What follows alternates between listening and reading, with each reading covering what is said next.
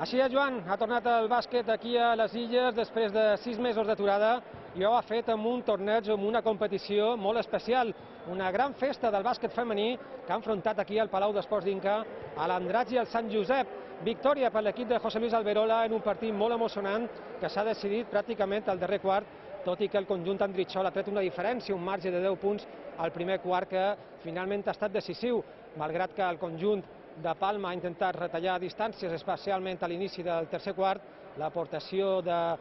Júlia Batalla, que finalment ha estat MVP d'aquesta competició, ha estat molt important per la victòria del jove conjunt que veu de les fonts del centre de tecnificació. A mesura que han anat passats els minuts, he agafat ritme, l'equip hem estat bastant juntes i res, per ser el primer partit amistós jo crec que ha anat prou bé. El més important, que ha començat una altra vegada la competició de bàsquet aquí a les Illes i que també hem pogut gaudir de presència d'aficionats. Fins a 300 s'han desplaçat aquí a Inca per poder gaudir d'aquesta primera competició de les Illes Balears després de 6 mesos d'aturada per mort de la pandèmia. Una gran festa del bàsquet de les Illes que tindrà continuïtat el proper 3 d'octubre amb el partit entre el Palma i l'Hèstia Menorca.